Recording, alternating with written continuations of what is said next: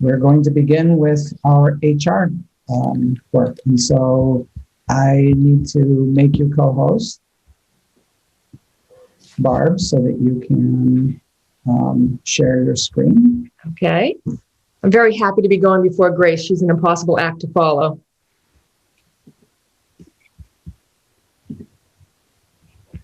Okay, is everybody seeing my screen?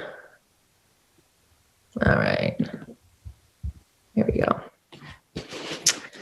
All right, so I'm happy to be here tonight to share a bit about the HR department. You've seen this, everybody has seen this before. This is just the Portland Promise, and of course the people goal is highlighted on the right-hand side here. The goal is focused on attracting and supporting and retaining the most talented and diverse people. As Javier had mentioned in his presentation last week, that people intentionally sits at the bottom of the graphic as the foundation of our organization. The goal has 5 strategies, which I'm not going to get into in depth tonight, but basically it's about articulating our core values, strengthening our people data, building and implementing professional development strategy, focus on career pathways to help retention, and implement a diversity recruitment strategy. So those are the 5 strategies under the people goal. We'll be providing an update on the people goal related to our diversity work at the March 2nd board meeting, so we'll get a lot more detail at that time. So this is also the chart that everybody saw last week. This is the org chart. The arrow is just indicating where we sit in the organization. This is a chart of the HR department, and we're basically broken into 2 teams. Our work does overlap quite significantly, but the HR assistant director and myself both support the employee services team and the staffing and talent development team. And so you can see that there are folks within that, within each of these groups that do this work. From a little bit of a historical perspective and background, the district had a very long-term HR director who had been with the district for more than 20 years, and she retired in 2010. When I came on in 2015, I was the 5th person to lead the department in as many years.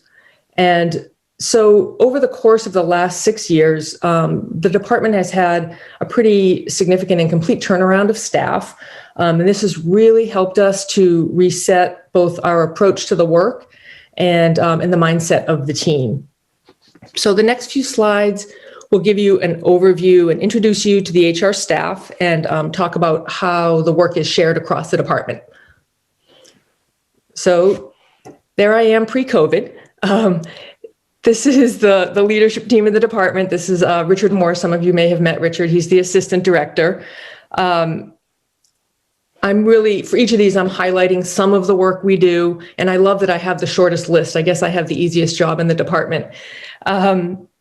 Richard spends a lot of his time supporting the employee services work, that group. So in particular, he does a lot of work doing employee and labor relations, and he also supports our leave administrator, because we have a lot of complicated leave issues that come up, and he has a lot of experience in that realm.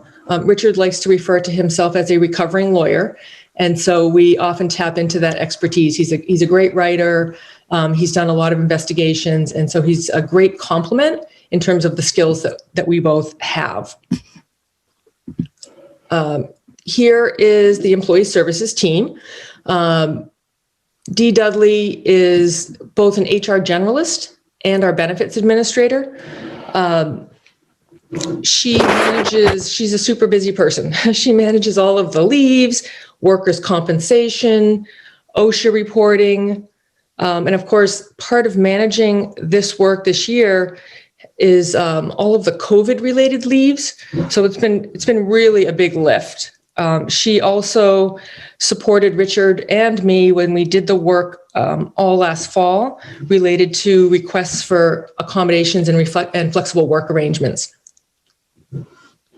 And then Amy is the district office receptionist, and she's also the part-time HR assistant. And so she is very busy out front. If you've been to the district office, that you've met her, and she handles some pieces of HR work that she's able to do around when she's greeting people and answering the phone. We're really, really fortunate to have a receptionist who's fluent in 5 languages. It's very helpful for when we have visitors. And here is the staffing and talent development team. So these folks do the heart of the HR work around staffing and talent development. Both Erin Tozy and Sue Ali Simpson manage all of the screening and hiring of district employees. They're really the business partners for all of the hiring managers across the district. They also manage other work that we need to get processed, like course reimbursement and stipends and differentials and that sort of thing. So Justin manages our credentials across the district and also has been working on recruiting efforts. He is developing with me all of our data metrics and reporting routines that we are trying to get ourselves into a regular and systematic process. And Justin, we've also started developing some work on career pathways for ed techs. And so we've been working on that together as well. So now that you've met the team, we're going to shift over and look at some of the stats and KPIs. So the general budget for the department is $1.7 million. It's comprised of the personnel, salaries and benefits. There are district expenses of about $770 in this budget, as well as our regular HR budget lines. So the district expenses in there are things like workers' compensation for the district, unemployment insurance for the district, and some other district-wide benefits costs that sit in my budget.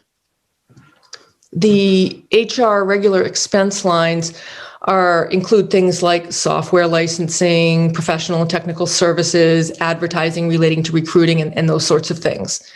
As you've seen, we have a total FTE of 7 people, which includes Amy, and this works out to a ratio of about 195 to 1 when we look at our total regular staff to the HR staff. I'm sharing that ratio because it's really a way to benchmark us against national HR standards. Historically, those standards are in the range of about 1 per 100, so you can see that we're almost double that. And we've been really focused on ways to increase the efficiency through use of technology, with a goal of trying to reduce our paper and the duplicate data entry. We really are looking to free ourselves of some of this tactical work that takes a lot of time to focus more on the talent strategy of the district. So here are some additional things that I thought might be good to look at. So when we look at a timeline for pulling our data, we have chosen to use this annual cycle, which probably seems a little bit strange. It's November 1st to October 30th. That was originally driven off of the time when we did EEO reporting. So every 2 years, we're required to do EEO reporting, which is in the fall. And so that became the early days of our benchmarking our diversity data. And so we started using that time as a snapshot. And the reality is it's not a bad time because it aligns to the end of our hiring season. And so it helps us look at sort of what happened in the current hiring season. And so this is the time frame that we have been using when we look at staff data. So what you're seeing here is the total number of applicants that were screened by Erin and Sue Ali during that time period last year. This period that we're looking at, we had 346 new hires and staff changes, and that's a pretty big number for us. Obviously driven by the hiring that we've done related to the pandemic. So the additional figure that I provided below, that 204, is included in 346. And I added that because if we removed that piece, our hiring would look more normalized at 142. And again, that's not a completely accurate figure because we do hire temps every year, right? We hire subs every year and co-curriculars, but you can get a sense of how inflated that number is this year, just from all of the additional work that we've done related to COVID-19. So this final data point here that I wanted to share on this slide is the number of days posting to hire. So this is a number that, and so traditionally or historically, I should say, we looked at when a position closed to hire. So we were looking at a different timeline when we had reported historically, but that was all manual work. And as I said, we're really trying to streamline and use our systems. And our current applicant tracking system has this, produces this information automatically. And so we are shifting to using this as our regular data point. Again, the national sort of rule of thumb is you want to have posting to hire less than 60 days. And 60 days feels like a really long time to me. So even this number feels like more than I would want to see it. But again, this is what the system is telling us. And it's not really that surprising also when I think if we're talking about over this course of time, right, we have had, let's just say, custodial vacancies. We've had some vacancies that have lingered and have been posted for a long time, which would obviously drive this number up. So, sort of taking that into consideration, unless we did a deep dive into specific positions, which we do have the capability to do, this is really an overall average for all the jobs. The last chart that I shared, I just am sharing it because I think it's interesting, shows the overall EEO breakdown of this applicant pool. Now, so this is, so it indicates that roughly 10% of our applicants who were willing to report this information are people of color, which roughly mirrors where we were last year with our diversity data. Of course, it's optional data for people to report, and you can see that there are 13% of people that didn't choose to report. So we don't know how many of those folks might be people of color versus white. But again, this is data that I can pull from the system, and I can pull it down pretty deeply. So it's pretty nice to have access to that. So just a few more pieces of data that I thought I would share. The first is a 3-year average that I just took a snapshot for retirements, and this is an all staff figure, and then for educators. When we look at turnover due to retirement, we can see that there's consistency across the district, and also that these rates are fairly low. This does not include resignations. And so I'll have that data when we look at it on March 2nd. Historically, our educator turnover numbers have been in the 10 to 12% range, which is quite a bit lower than the national figures, which are about 20 to 22%. That's what they're seeing for teachers across the country. The leaves process, again, I think this is just, we do FMLA leaves every year. You can see how that has changed this year with COVID. Now, we did have some last year when we first had the closure, but many more so in the current year. And the quarantine information, you can also see how that has expanded in terms of the work that is required for us to track and maintain and figure out people's COVID leave that they've had access to and that sort of thing. A couple of other pieces that I just thought I would share is, because this is pretty interesting, our unemployment insurance claims. You can see that number. I think we're up to about 315 now. In a normal year, I think I could maybe count on one hand how many unemployment claims we deal with. So the reason this number is so huge is there has been a huge situation with unemployment fraud, which people probably have heard of in the district. And so we had to deal with a huge number of fraudulent claims. And so so this has been a huge amount of work. Richard has basically been unwinding all of these and working with the Department of Labor to get this sorted out. We also have a large number of claims from former employees, and the way unemployment insurance works is for 18 months after somebody departs, we still have some responsibility for unemployment insurance. And so it gradually declines, but that also drove that number up. And then we had people who had multiple claims filed, people filed over the summer. There was all sorts of stuff. Fortunately, we're going to see quite a significant credit from the Department of Labor, so that will be helpful this year with our unemployment claims. And as people are aware, because we brought this information to the board last year, last fall, we spent a significant amount of time processing the flexible work arrangements and accommodations for staff who needed that. There were more than 300 of those.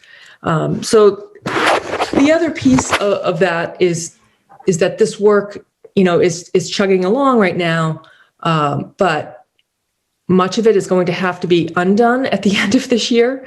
So all of the temporary hires that we have, one-year-only teachers and those sorts of things will also require quite a bit of attention as we wind down this school year.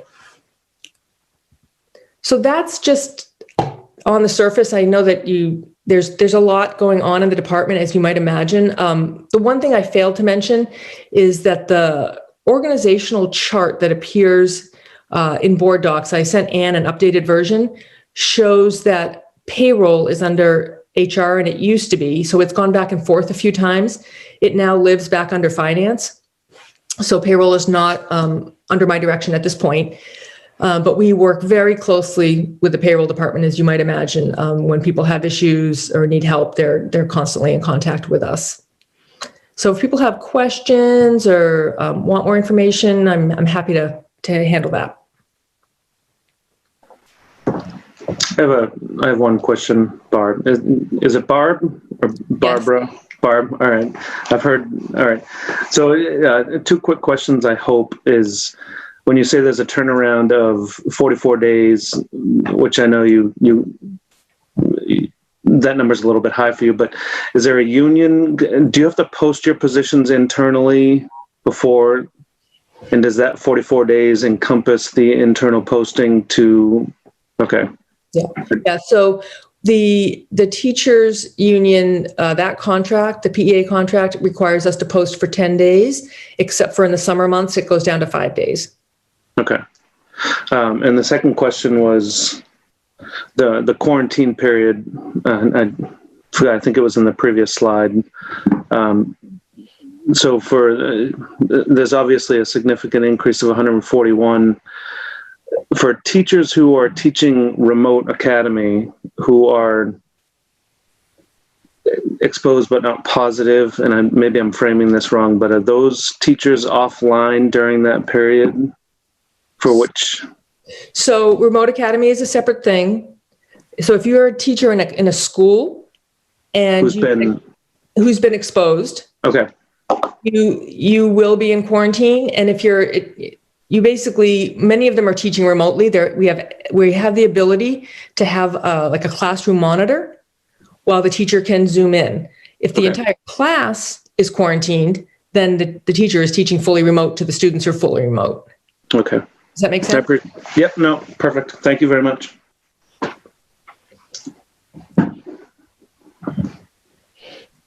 Does anyone want to hear about Net Promoter? I said I would bring some information in, so I'm happy to share it if people want to see it. So I'll just do this very quickly so that then we can move to Grace. So this is, I can't remember if this is what Javier showed last week or not, but this gives you a picture of the score, right? So when people are saying on a scale of 1 to 10, would you recommend working in Portland Public Schools? This is the score, and you can see that you've got the detractors, the passives, and the promoters. So the scale, what happens is the actual numbers, and I'll show you on the next slide when it actually shows the calculation, the numbers get converted to a percent. And so that's how you get to your Net Promoter Score. And so people get really confused about how does the 1 to 10 convert to the 100 scale? And so whoops, let me see if I can go to the next slide. There we go. So this is an actual picture that shows how it's calculated, which I think is like the most helpful thing, so you can see that this top row is the actual number of people who, let's just say there were 20 people who gave it a 10, right? So these are actual responses. The totals get added up in that second row, and they get divided by the total number to get a percent. And so then the percent of total promoters less the detractors percent gives you your net promoter score. And that's how you get the actual number. So you can see this one is 13.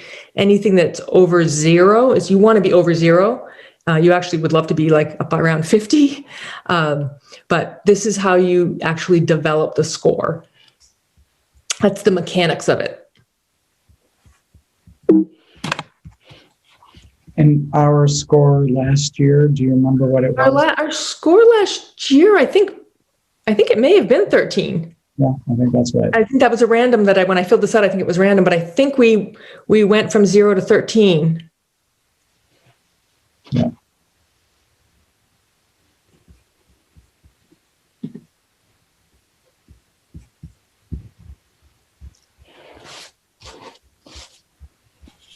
Can you remind us, Barb? I remember it came up about when that was given to staff.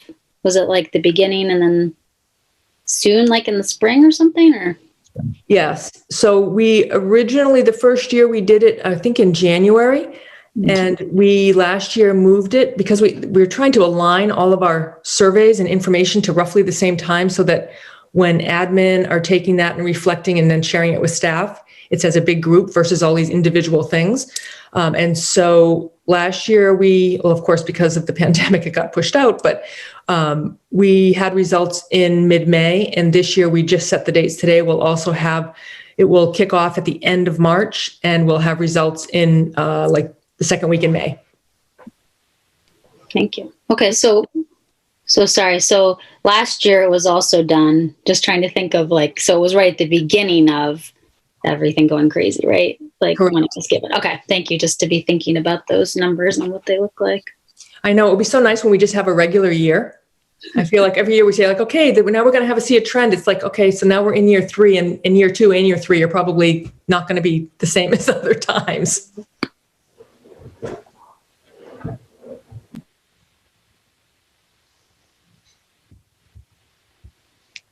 Any other questions for Barb?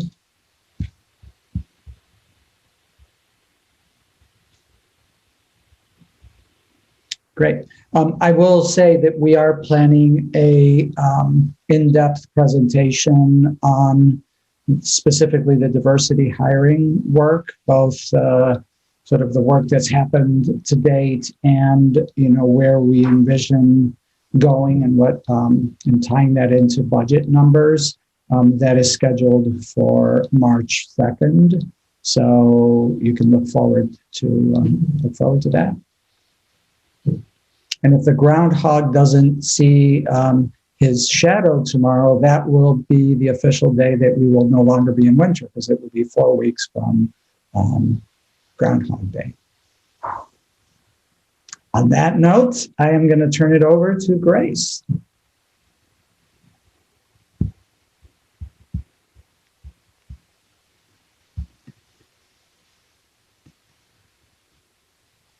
Grace, are you with us? I am here, but I don't know if everybody on my team is here. That's it, Barb. That was quick. I'm a fast talker. I can tell. Okay. So let me put on my show if I could find it. Did you share? Do I have sharing rights, Xavier? I will make you a co-host. You should be good. Look it up.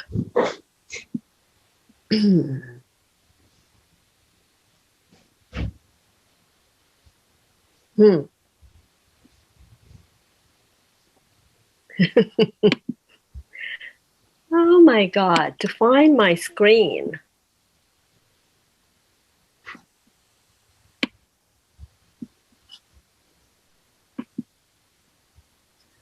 Second. Do you want me to share it, Grace? Yeah, could you share it, Maureen? You're probably more. Well, let me, because it's just like the video is like, just a second. I will get there. I am just going to pull out.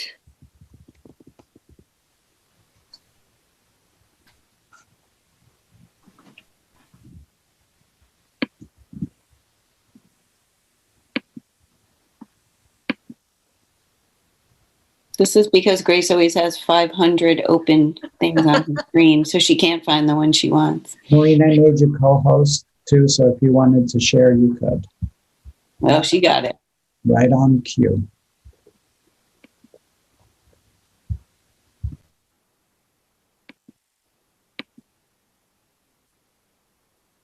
Okay. Good evening, everybody. I did not see if is everybody there, Maureen? Everybody on my team, on our team. Nanette and Jen are here. I don't see Tess. Was Tess planning to be here? Yes. I don't see Tim either. I'll text him. Yeah. Somebody call Tess.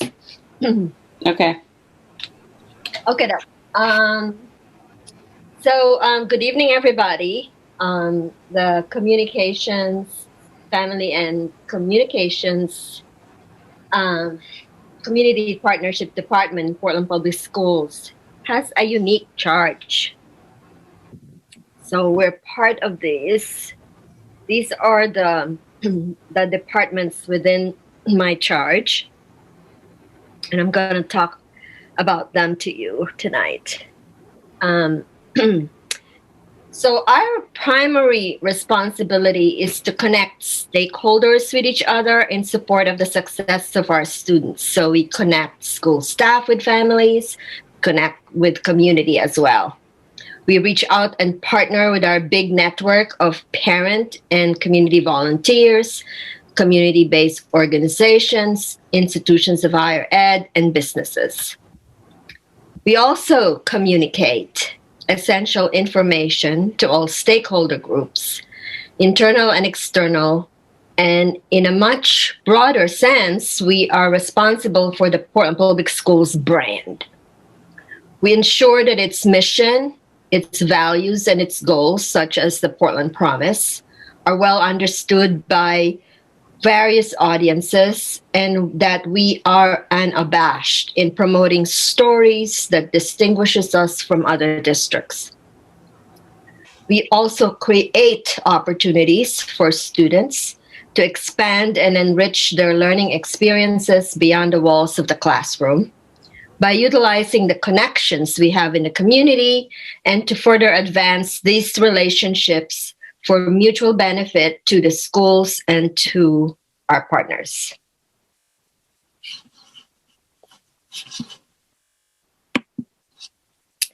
So these are my work teams, and I've assigned some of them to talk to you about the fabulous work that they do without regard to the day of the week or time of day. The last 10 months have been particularly intense for us as the connectors and communicators for the district. This will be the order of our presentation, and after each, we have a testimonial, and then I'll talk about staffing and FTE equivalent for each segment of the entire department. So is Tess on?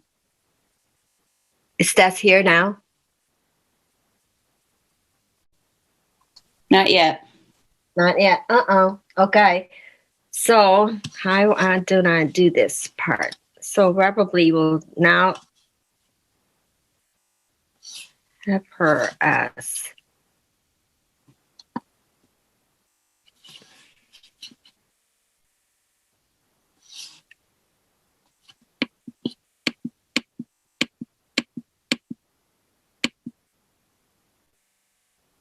so we'll start with, you will notice that for each segment of our presentation, I also have this, there is header of the policy that is aligned with, that group of work, that body of work. So this is our next body of work, and we'll go back to communications later, on family engagement. These are the values listed on and outlined in our policy KB, School and Family Partnership Policy, adopted by the board in 2017.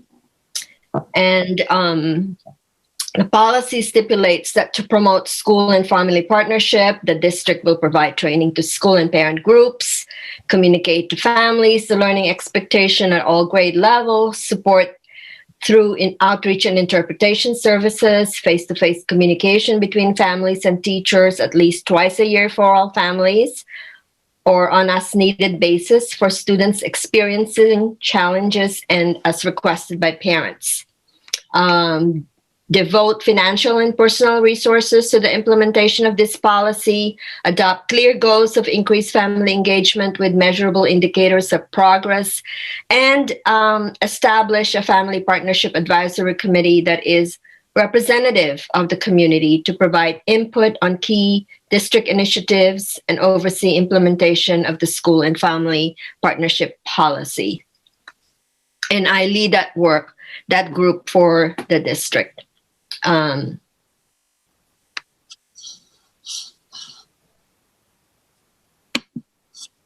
So these are the district programs to support families. We'll start with student enrollment, which is, in general, is the first encounter of new families to the district.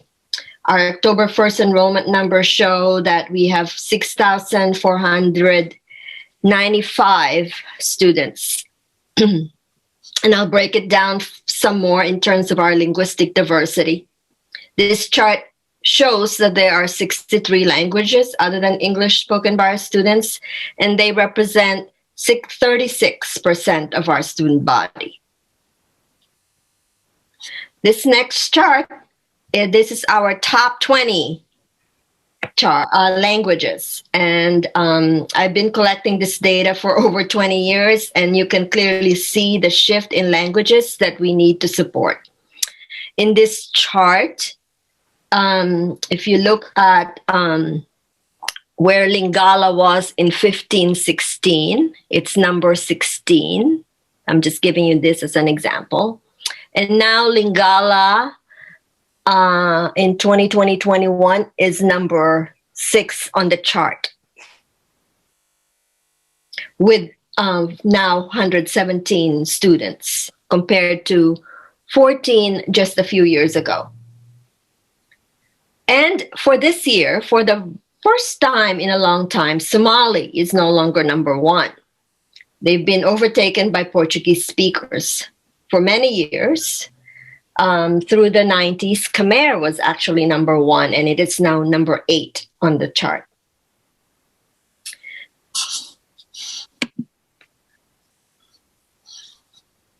So we have a graduate school from intern from USM who is helping us analyze our data in our multilingual help desk ticket. This is a system for staff to submit requests for connecting with families that need interpretation. And I pulled this chart to show the 100% increase in services for Lingala-speaking families in just a year.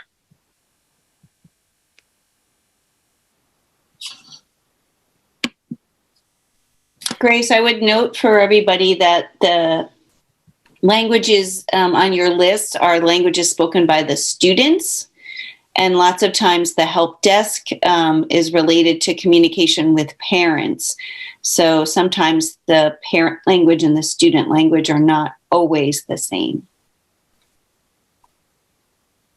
Thank you, Maureen. Every year, we typically have, and this is our intake data, so every year we have around 500 new families entering the district. This school year looks like it's going to be different from the previous years, but note that the year isn't over yet. I want to highlight that again. The year isn't over yet. So this is the breakdown of the top language, the top languages. The top languages, these 6 languages alone represent about 80 to 90% of the total intake numbers. And many of the new families, this next slide, are referred to us by our community partner social agencies. About half of our intake comes from these referring agencies. And for details about how we coordinate our student enrollment system and procedures, I'll turn it over to Jen Turkowitz, our masterful, thorough, and highly organized intake coordinator. Take it away, Jen. Hi. Thank you, everyone. My name is Jennifer Turkowitz, and I am the Multilingual, Multicultural Intake Coordinator and Central Registrar.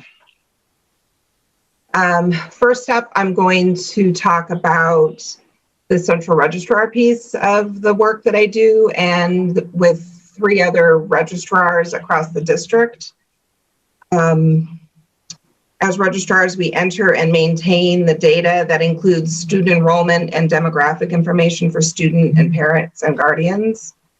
That can entail enrolling the student into each school, updating addresses, phone numbers, emails. It is a constant flow of information that needs to be updated, changed, and kept accurate. So accurate data is why we've sort of moved into a registrar position to keep the data accurate and clean. We limit the number of people who can make the changes, and we are pretty skilled at it. So we know we continually are taking trainings and having meetings and getting updates to make sure that we're staying within the school district's guidelines. And the data basically helps the district get funds for state and federal, the state and the federal government. It assists departments in getting grants. 3 years ago, when we started work on transferring registration from paper to an online registration system. So it's definitely helped our work, made it more streamlined. We no longer have to read chicken scratch from parents and staff, which makes our work so much easier. Everything's typed in forms. So paperless also saves the district in paper. It saves students, it saves school staff with first aid packets and all sorts of other things. So that is school enrollment. Let me look at the rest of my notes. As registrars, and we use the help desk system to connect with staff from schools. Those staff from schools will send us a ticket when a new student has enrolled, and then that triggers us to input the student into the system. And then once we have put them in the system, other departments can take over. Transportation, food service, IT, to get students their accounts. If students have special education needs, that department is flagged. So we connect with many, many different departments, and we partner with the school secretaries pretty closely to make sure that we have all the information that is required to have the student enrolled.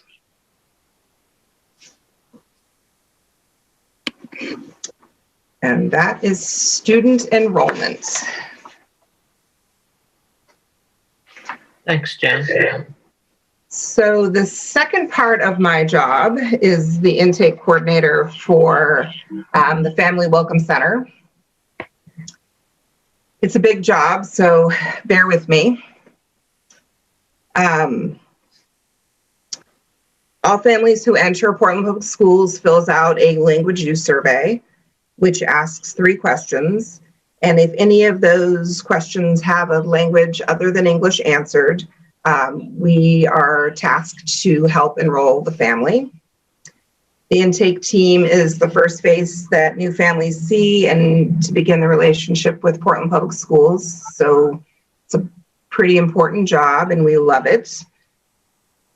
We enroll students at the Family Welcome Center, which is at central office. And this allows us to administer the state and federally mandated English language assessment. We complete family and education history to give educators a full picture of the student's prior schooling anywhere in the world. It gives a breakdown of languages that the family uses, student uses, and it helps with the family dynamic. We complete the registration, which includes health screening, food service applications, and the online enrollment.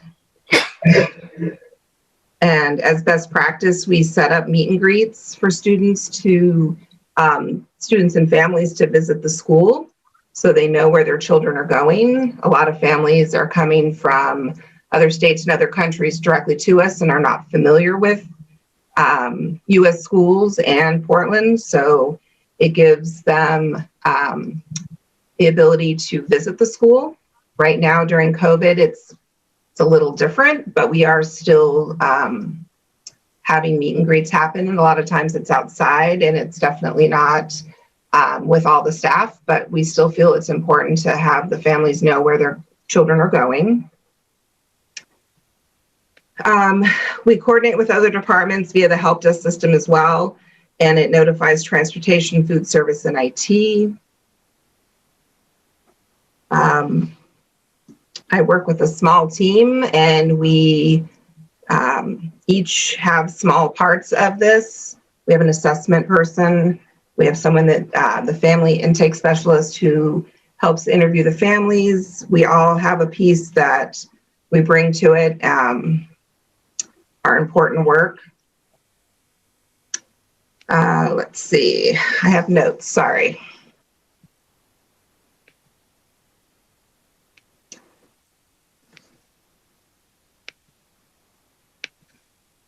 I think that's about it. That I could go on for hours, but I won't. Thanks, Jen. I think the next video also talks about. Oh, yes.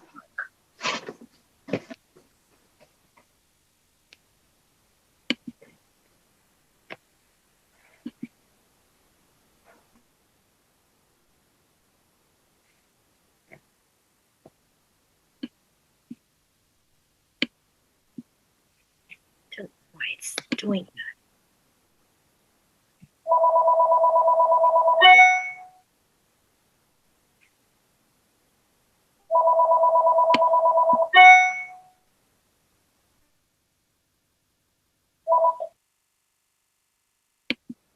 Just a second. I don't understand what's happening. I practiced this so many times.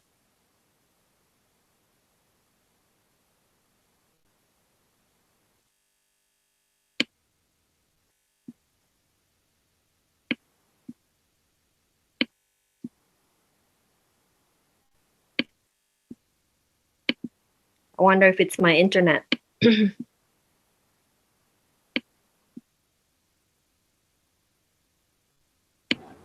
Grace, do you want to pause it and see if Maureen can be the one on her end can do it?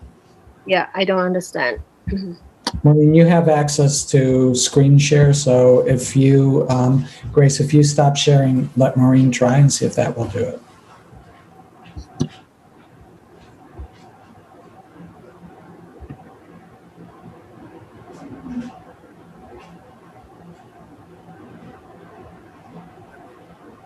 It's doing the same thing for me, Grace, as it is for you. It's just the circle. Huh. Let me see if I can find it another way. Maybe just open it directly. Why don't you just cut the link and open it directly in YouTube instead of doing it out of the PowerPoint? Sometimes that's faster.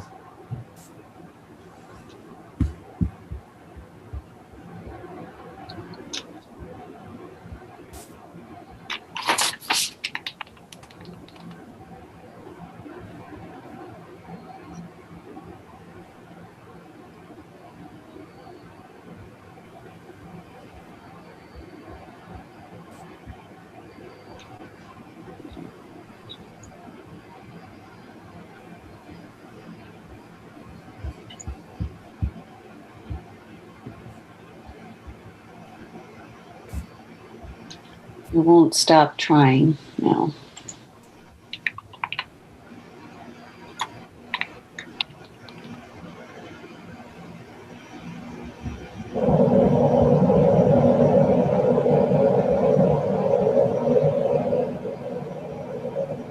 Sorry, now my computer's just going round and round. Why don't we just continue? I will continue then. Okay. And then can you share the PowerPoint with me, Grace, and then I'll see if I can open it on my end. Okay.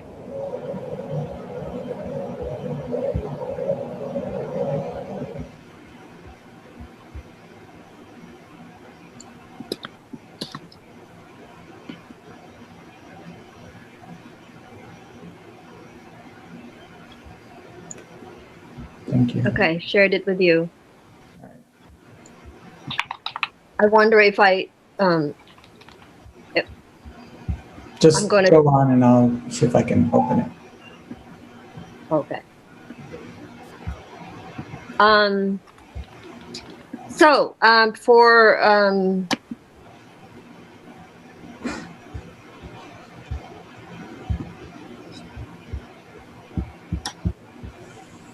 now it doesn't want to load my slide.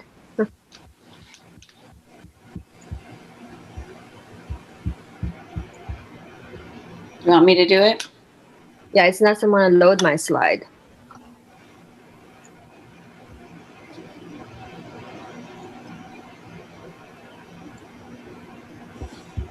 Can you see it now? See mine? Yeah. All right, we're on.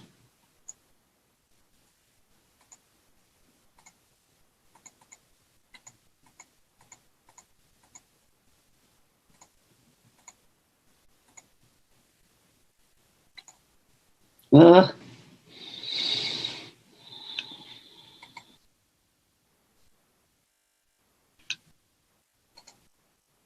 Yeah. So for for all that work we have at the intake has a full-time family intake specialist, a language assessment specialist, and a multilingual intake coordinator. So these are the folks who directly, work together to support the intake of students, new students to the district.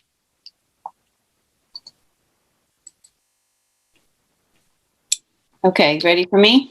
Wait. I have an introduction for you. Do you want to watch the video? It's open for me now. So Okay. if you stop sharing, I'll share mine, and then we'll. All right, stop share. Okay.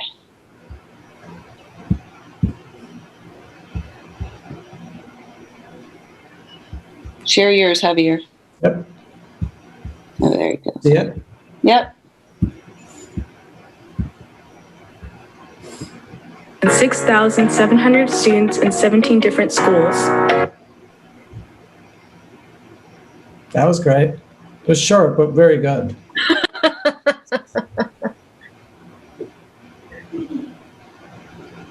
Each year, Portland Public Schools educates more than 6,700 students in 17 different schools. All children ages 4 through 19 living in Portland, including at the family shelter, are eligible to attend school. There is no cost. Because our students speak more than 61 different languages, the Multilingual and Multicultural Center provides interpreters and support services to help the children of families new to Maine enter and succeed in school. For help enrolling your children in school, make an appointment by telephone or by stopping by our offices at 353 Cumberland Avenue. You will need to bring identification for each student, a visa, passport, or birth certificate, address, a rental agreement, utility bill, and your children's immunization records. You will be asked to complete online paperwork to provide background information needed by the schools. Students are tested to assess their English language skills. Together, we will complete a family education history to learn about the children's previous experiences in school and to determine what level of English language learning and resources will be provided. We often have a nurse to go over health history and records and check children's vision.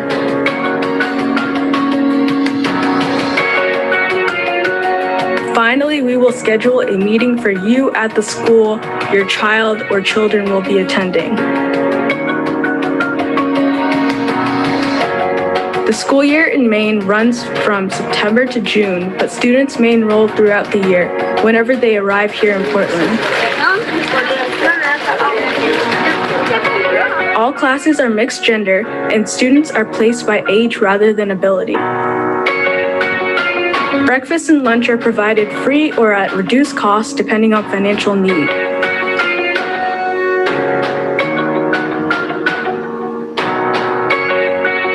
Schools offer after-school programming from arts, music, continued instruction, and sports. Students are provided free transportation by school bus or city bus if they live too far to walk to school. All high school students receive a free Metro bus pass. For younger students, an older sibling or an adult must be present when he or she gets off or on the bus.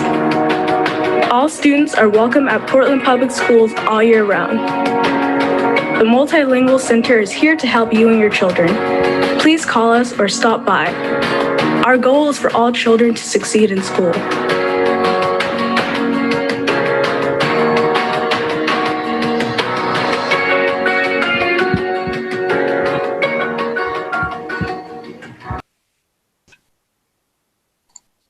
So that video was created by some of our students and alum as a project. So to talk about our language access department at Multilingual, I'll turn it over to Maureen Clancy, whose passion and caring personality inspire all of us at Multilingual to do our work with full humanity. So Maureen, it's your turn. Welcome. Thank you very much. Maureen Clancy. Now that I'm sharing my screen, I can't see my notes, so I'll just wing it. Our language access department, of which I oversee, is governed by the IHBEC policy, which basically says, as a district, we must provide interpretation and translation services for our students and families who have a first language other than English. Pretty simple, but a pretty big job to accomplish. So to do this, I have a team of bilingual, multicultural, multilingual staff called Parent Community Specialists, and they provide our interpretation and translation as well as a whole host of services to support our students and families. So basically, this policy says we must provide equal access to information to our families for which English is not their first language. We also have the IKACA plan, which talks about providing parent-teacher conferences in a language that the parents can understand each year as well, which is a huge piece of our work. And we also are governed partially by the Lao Plan, which basically outlines how we provide these services to our families who don't speak English in our district, and ensure that they have those services. The Lao Plan is the one that says, as Grace showed you earlier, the number of families speaking different languages. The Lao Plan tells us if we have more than 50 students in any one language, we must have a portion of a staff to support that language in the district. So as Grace showed you, we have 63 languages in the district spoken. We have staff who cover about the top 14 languages, which also means by our policies, we also govern to support those other languages. So I also work by contracting with local agencies and local individuals to provide interpretation support for the languages we do not have staff for, and also extra help for the languages when we need that. When we conduct parent-teacher conferences, it's about 2,500 parent-teacher conferences in a year. So certainly a staff of 12 cannot provide each of those conferences. So we have additional interpreters who support us. Okay, so what we do. So we start by what Jen said earlier. We provide interpretation at intake. So that's when we first meet our families and develop relationships with our families. Anything that the district sends out, some of you who are parents today or students, you might have gotten a call that school is remote tomorrow because of the snowstorm. We provided translation of that, interpretation. We send out school messengers to families' primary language. We also interpreted the email that went out and the text message that went out. So anything that goes out district-wide or school-wide, it is a requirement that we provide interpretation and translation of that information. Includes things like individual education plans for students, calls home about behavior or other issues that are happening at school, attendance-related issues. So anything that school is communicating to families, we are helping for 33% of our district who speak a language other than English at home. Because our families are primarily newcomers that we're serving, we do a significant amount of cultural brokering. So basically that means that many of our parents who speak a language other than English did not go to school here, so they're not familiar with our system. They come from another system. So we do a lot of cultural brokering to support communication across the district. We also do training. We train staff on the cultures and the education systems where people come from. And we train parents on the system here so that we can support students at home and students' success. Again, I said we conduct parent-teacher conferences. That's a huge piece of our work. And because our families are new to this country and we become their lifeline because we speak their language, this team of staff works a lot in helping families with things like housing, employment, immigration, food, basic services. With COVID, our work has become even more intense, helping families access the resources they need, helping kids access their schooling online, making sure they have hotspots, helping families complete rental assistance paperwork, unemployment paperwork, and so forth. So we provide a wide range of services to support our students and families. So we have here a testimonial, hopefully this one will work, of one of our Somali parents. Maureen, yeah, I said that it doesn't work. So you want to move to Asha. Oh, it doesn't work? Yeah, I don't know why. It says it's not there anymore. Oh. So move to the next slide. Okay. Yeah. So that was a parent of previous one. So this is, gosh, where is it?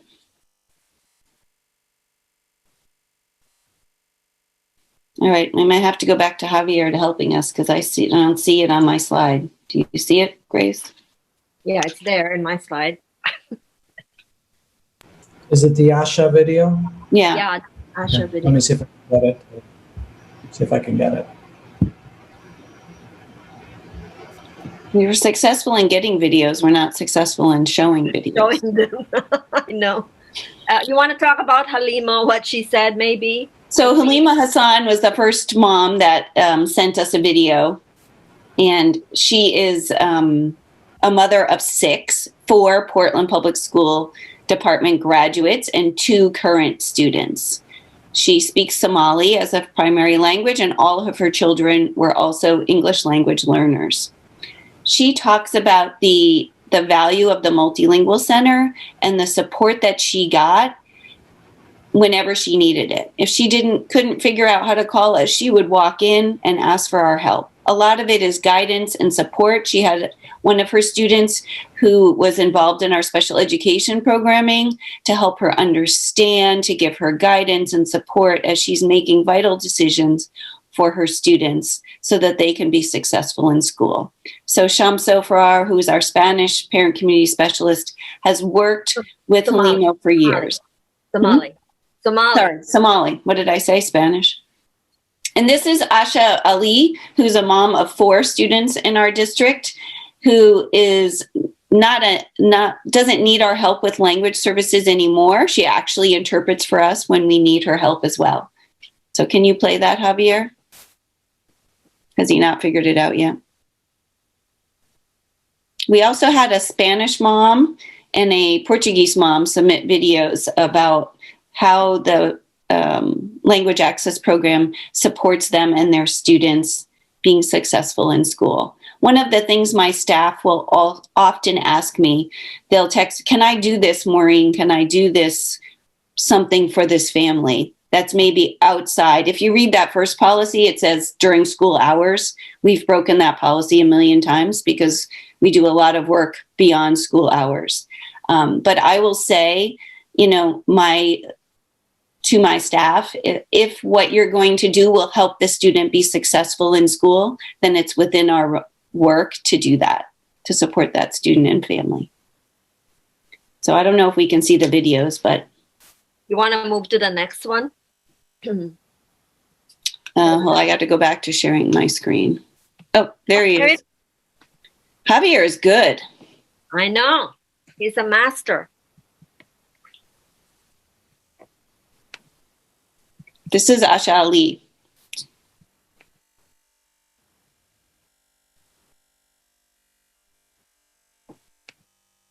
Are you muted, Javier? Yep. Public schools, one in high school, one in middle school. Sorry, guys. I'm new to this Zoom thing. Hello, my name is Asha Ali. I am a parent who has students that are a part of Portland Public Schools. I have a daughter who recently graduated from high school, and I have 3 other children who are a part of Portland Public Schools, one in high school, one in middle school, and one in elementary school. Although I can communicate with my children's teachers and the staff at their schools, I still find multilingual to be beneficial program for families like me who may be bilingual. Thank you. Mm-hmm.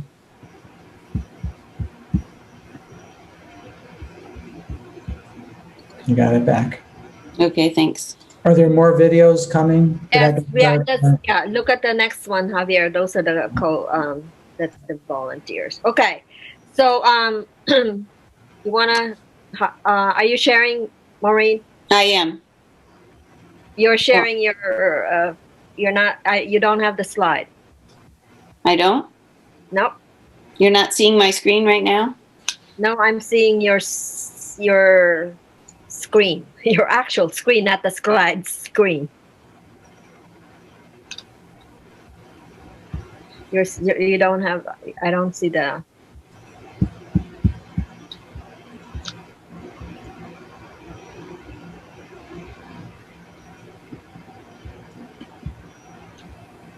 Okay, there you go. So for staffing for this department, we have 10.4 FTE of equivalent of parent community specialists. Our our language access coordinator, that is Maureen, works 0.6 FTE. We have an admin assistant that works full time. And then we have contract interpreters as needed. And we also use language lines for some important things as well that are brief.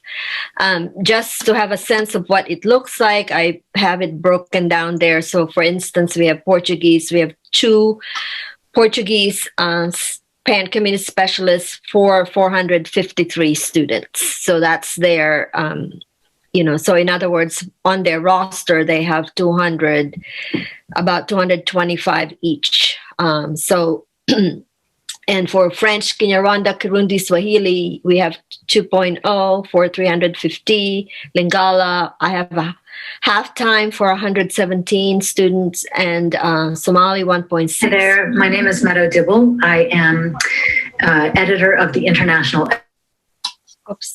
For 448 students. So on. We have 1 point FTE for 298 Spanish speakers. So as you can tell, it's not equal, and there are so many. Some of them have more families and students in their charge and with their time. So next slide, Maureen. So we are going to turn it over now to talk about how we engage and partner with parents and community through Parent University and community partners. Nanette Blake, whose inimitable qualities attract volunteers and other partners. She is persuasive and a tireless promoter of Portland Public Schools. So Nanette, take it away. Thank you, Grace. Thanks, everybody. So a little bit about Parent University. The slide gives you our basic definition of what it is, and I'm going to try to give you a little bit more kind of behind the scenes. It is a forum that we developed in 2017. We started thinking about it. And in 2018, we got some funding from the Maine Community Foundation's People of Color Fund to actually launch. And we had some things that we wanted to adhere to that were important to us. We wanted to create something that was accessible for all of our families to gain from, to be able to attend. And we wanted to try to connect people a little bit as part of the Parent University model as well. So we also were very, conscious that we wanted to align with the district's equity goal. That was very important, that we aligned with the Portland Promise. We wanted to make everything so accessible so that when we developed the model, we did not want people to have to register in advance. We wanted to provide childcare because we knew that would be a barrier for people. And we tried to vary the times that we offered. Right now, most of our parent universities are held on Zoom, which is a whole nother world, but it's working somewhat. But we still try to adhere to the 5:30 to 7 p.m. Hours in the evening because we think it works good for families. And then sometimes we would have events on Saturdays as well. And those were very well attended, but of course we cannot do that right now. Some of the other things that we did is we wanted to understand who was attending, so we tried to set up an easy check-in process. It was not a smooth process at first, but we finally got there. We had people just checking in with computers so that we knew who was attending, so that we could get a better feel for what things were popular, things that maybe were less popular. With the help of our communications team, Henry was able to record most of our sessions. Some sessions we don't record, but most of them we do. And then we can post them on the Parent University website on our Portland Public Schools YouTube so people can access it afterwards. We also developed a post-event survey that was important to use because that was helping us gauge the engagement level of the particular topic that we were offering, and to see what people thought of our presenters and, the subject. And also it gave them a spot to suggest things that they might like to see in the future.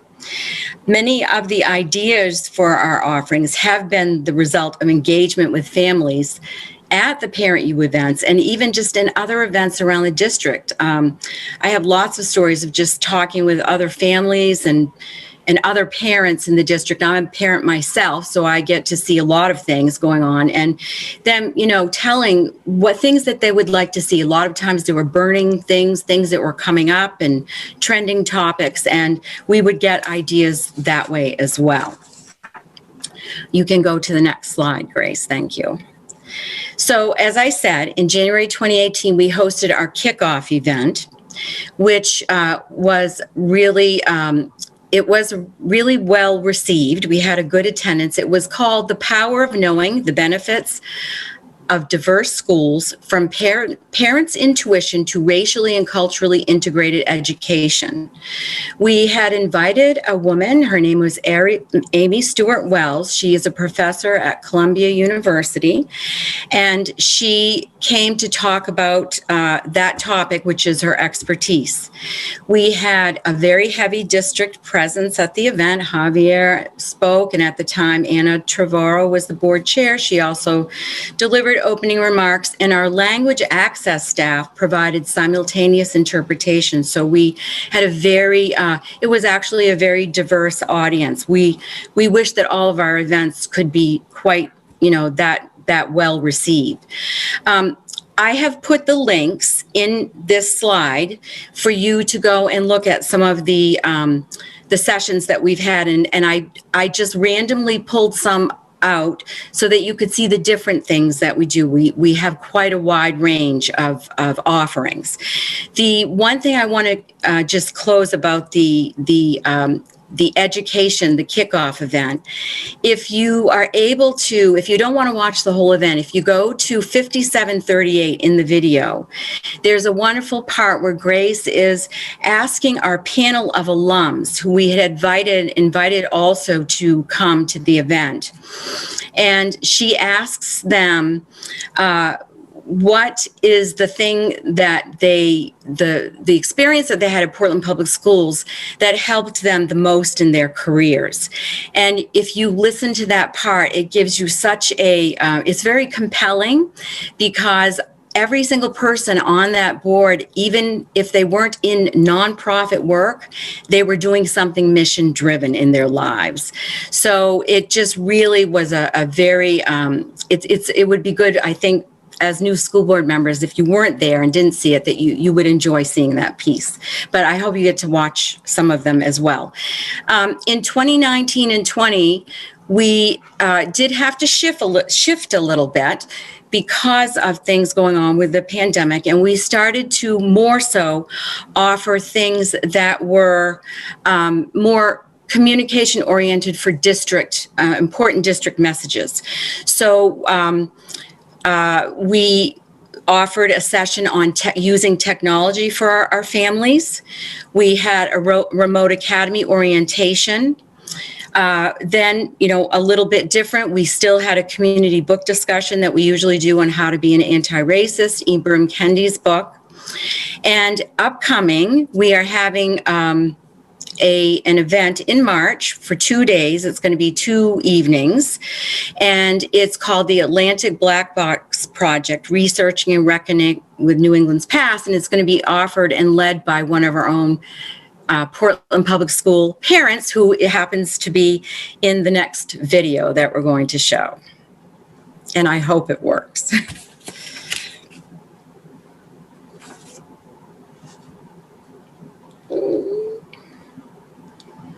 I have it queued up on mine, so if you want to just stop sharing, I'll share and we'll be fine. Thank you.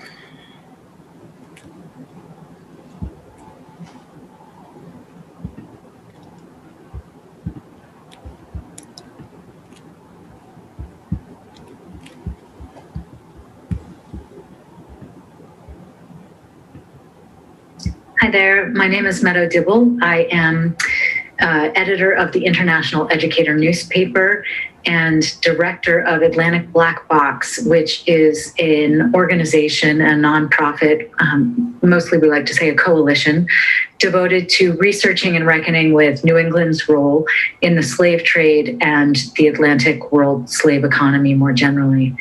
I want to just share a bit of my experience with Parent University. I moved up to Portland with my two daughters 2.5 years ago now, and was really thrilled to discover that this district had these opportunities in place for parents to learn about some critical things related to their children's education. Parents are such important stakeholders, and I just really believe that this outreach effort on the part of the district is critical, particularly given the equity goals of the district in really bringing people along for that journey towards greater justice and equity. So my first experience with Parent University was I attended the Wabanaki Reach session, which was really brilliantly done. It was not difficult for me to attend because there was childcare. There was a really good group of parents present, and the experience was really transformative. It wasn't just a lecture style instruction, but it was very much asking participants to go through a very moving experience in learning about Wabanaki history and culture.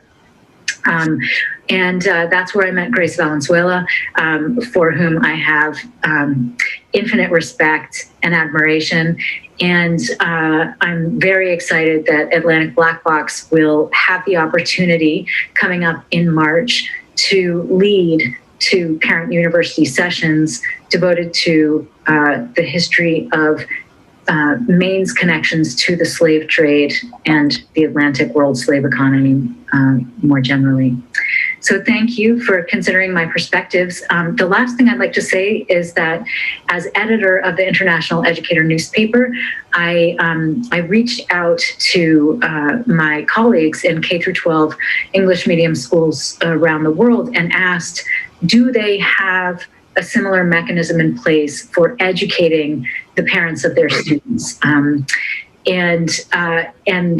what I heard was crickets and no, but what a great idea. We should really implement something like that here in our school. So I'm also looking forward to interviewing Grace and Nanette for the International Educator newspaper to be able to share the story of the Portland District's experience with Parent University with this wider audience community of educators so that they can learn from what you're all doing so well right here. So thanks again. Look forward to meeting you. Thanks for your work. Bye.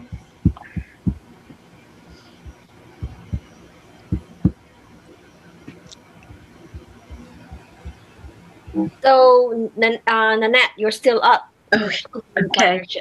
All right. So I'm switching gears to talk a little bit about our community partnerships. And the policy that we are referring to here would be IJOC. And there are a couple points that I'd like to make. We have a team of community coordinators that work at the school level within the schools, who really do a lot of work on the community partnership, really boots on the ground. And they spend a lot of time recruiting, managing, and supporting school-based activities by connecting with community partners. Now, our community partners are community-based organizations. They are businesses, nonprofits, partners in higher education, and they are all, they do many things for us, including things like helping us with our academic coaching that you're going to hear a little bit about later, mentoring and extended learning opportunities for our students, this community partnership, but I'm losing my words here, is part of connecting us with the whole student goal. So we can go to the next slide now. Thank you. So we have another video. I hope it works. Javier. Oh, sorry. I didn't realize there was another video. Oh, yes. There are two more, Javier. Okay. Sorry. Go on and I will get it to work. It takes a while for it to actually. So I could say we have roughly, I'll just talk a little bit more about the impact level. We have roughly 200 partners that we work with. And I wanted to just give a little bit of a plug for how that's changed a bit during the pandemic, because community partners are always there for us, but we had to ask a little bit more of them. And we found some great partnerships with some of these organizations that are helping us and our families fill gaps where the students need a safe, reliable place to go when they're not in school or they're doing the remote learning. So that is, we really have a lot of pride in our partnerships with our community, and we're very fortunate to have such a great group of them. Okay. And we have, how many volunteers do we have on our roster again? So we have around 1,800 volunteers total, and there is a new active number that I didn't get today. It has just been produced, but I will get that number for you so that you have it, and I will put it in the slide so you can all have that. And we have about 200 community partners, community-based organizations. And yes, I think slightly more. Yeah. And to do that work on outreach and development is a 0.6 for our Nanette here at Multilingual. And then we have community coordinators at the schools, and they have 3.0 total FTE. So essentially what we have is they work at the school 1 day a week.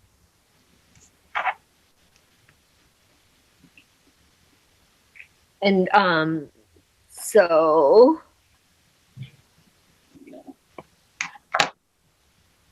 Maureen, you want to move Javier, are you ready for the slides or no? I mean, no. Video? No.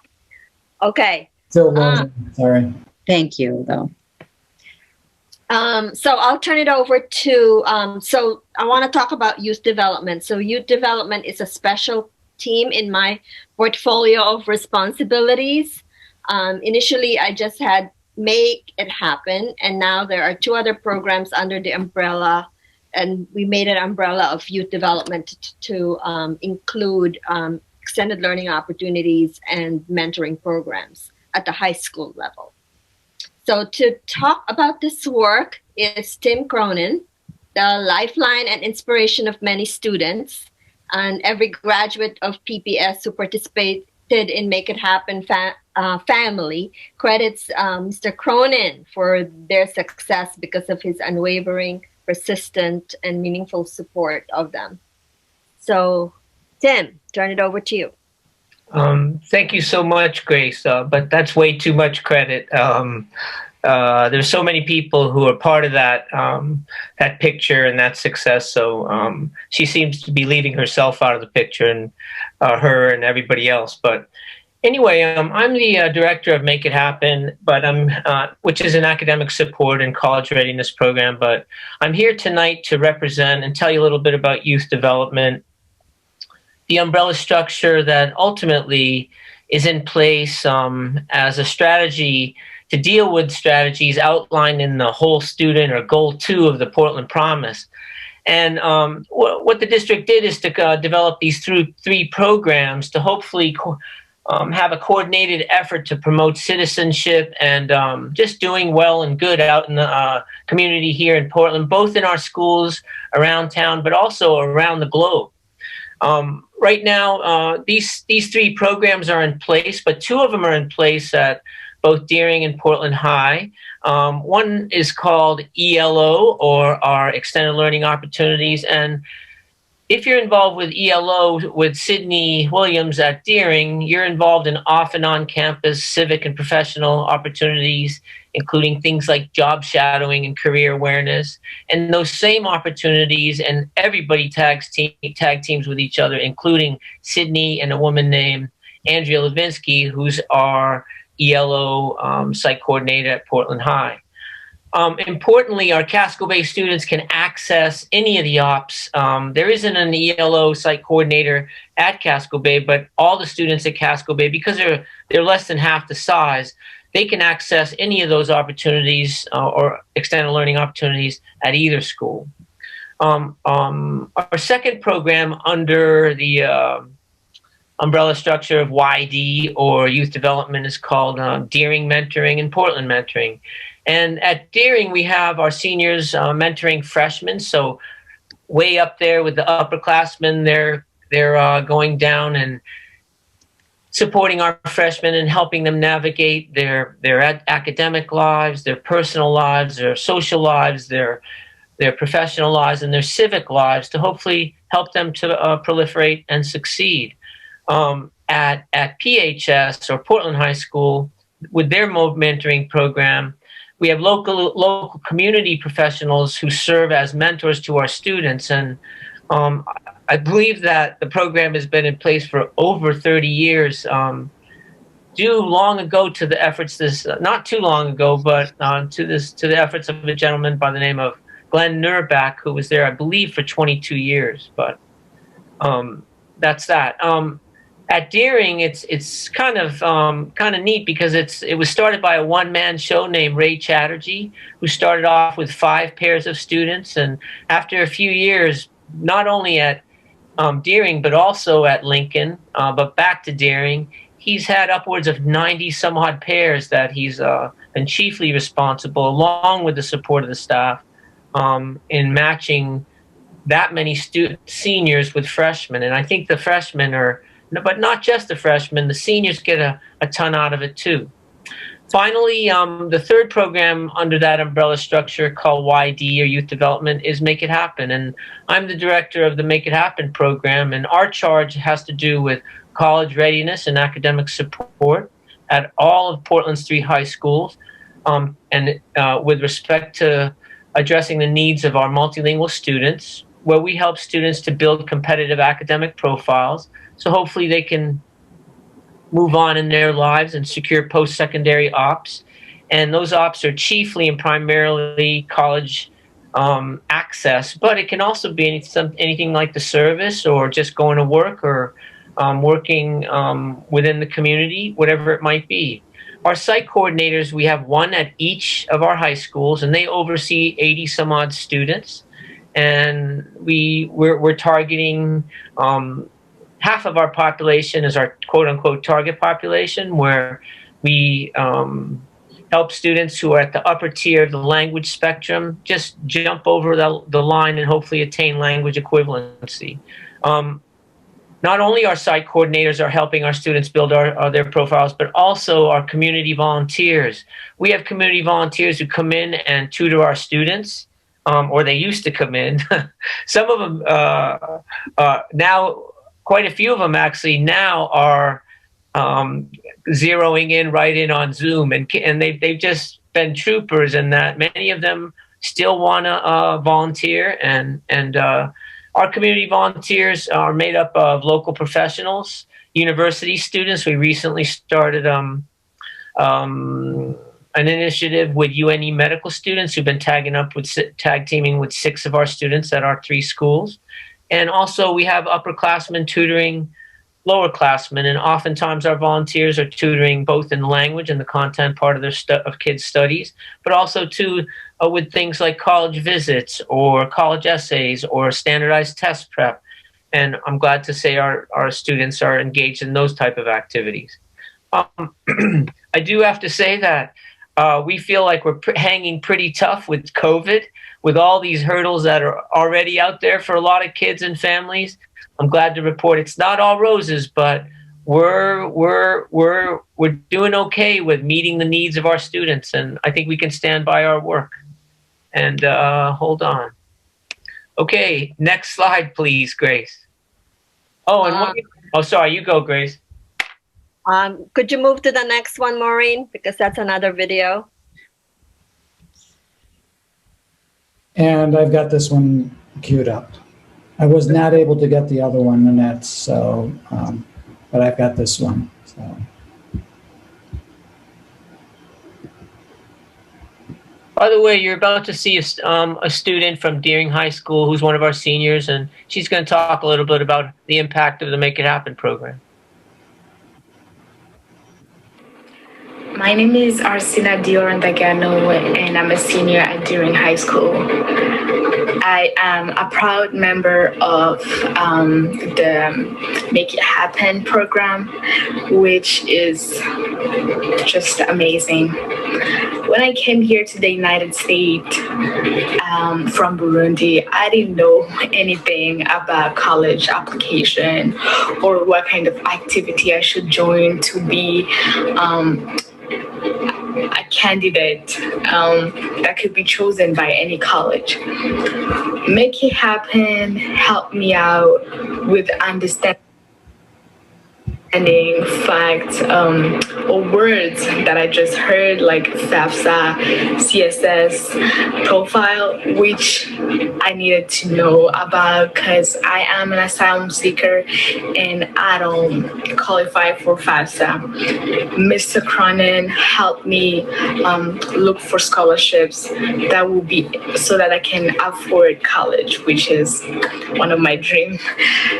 So Make It Happen not only provided me with college application, helped me with college application, but it also helped me develop social skills like becoming a mentor, which was something that I learned from, that I heard from Mr. Cronin. Also, so many activities that I got involved was through Mr. Cronin, like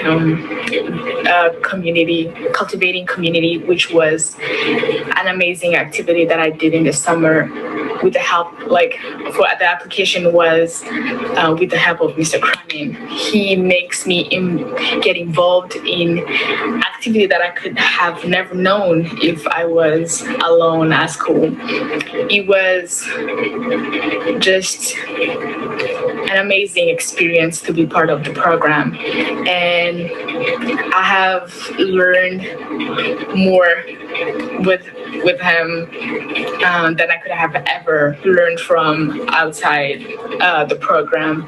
So I'm so thankful for this program, which I'm so happy to be part of. And yes, I'm so glad to advocate for such a program that helped not only me, but other students, my friends, also who are part of Make It Happen through their college application, their social involvement in the community and at Deering High School. Thank you.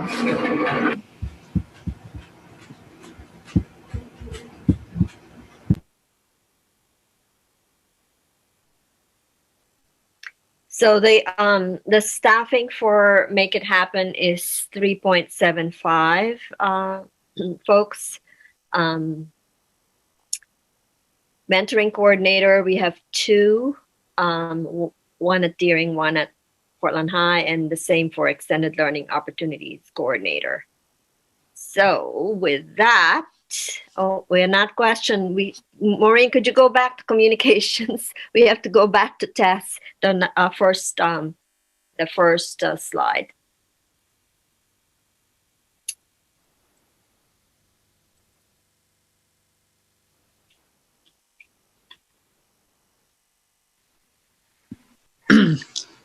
Hello, I'm Tess Nasilevich, and I'm the communications coordinator for the Portland Public Schools. And I'm going to talk about the communications department, which we're essentially the communications and messaging hub for the Portland Public Schools.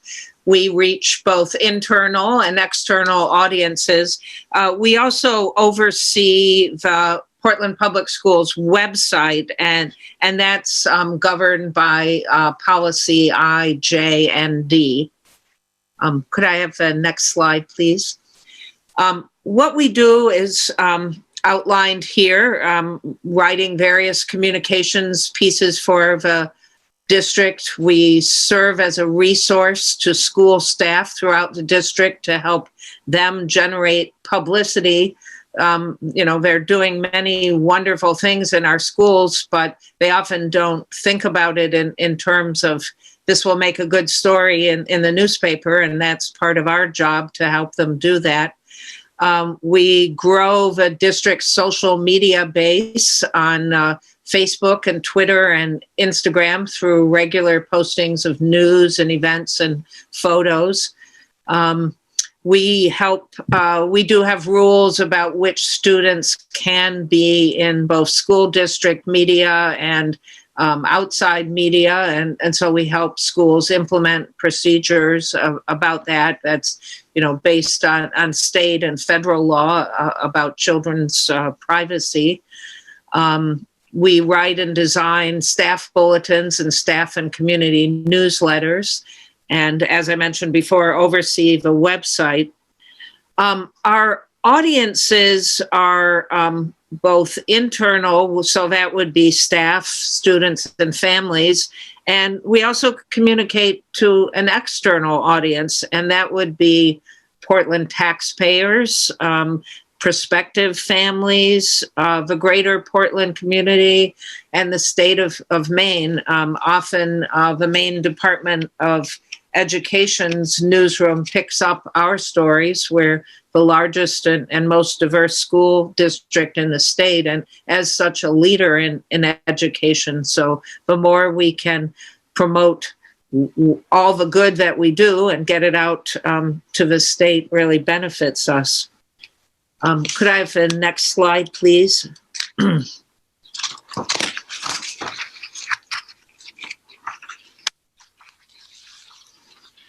We do this on I'm looking for the communications platforms, thank you, that are listed here. And we really are the drivers of the district's publicity and marketing initiatives. We research and write media releases. We field inquiries from reporters and editors. We post news, we post photo and video and other information on the website and social media. We also, through our TV station, we have 2 local cable channels for District 3 and 1302. It's basically the same channel.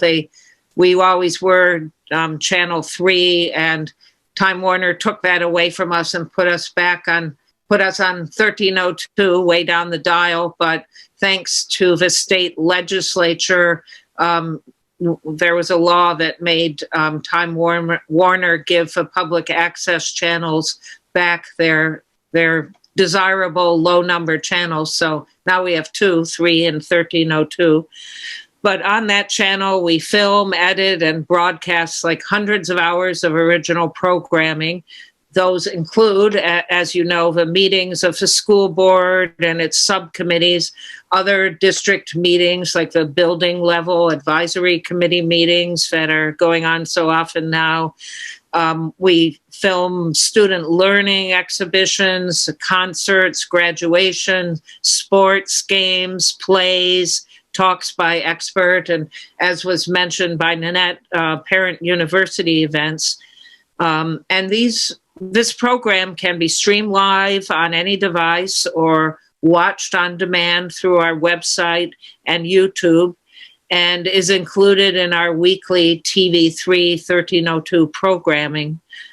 We also play an important role in archiving content such as school board meetings that can be used for later viewing. let me see. Some of the things, the important news that we inform the public about have been, of course, during the COVID-19 pandemic, we've worked with the district's executive team, and we're responsible for communicating the messages to families and students and the public on topics that have included health and safety, remote learning, hybrid learning. Right now we're very busy reporting positive cases and outbreaks, school closings and reopening, food service availability.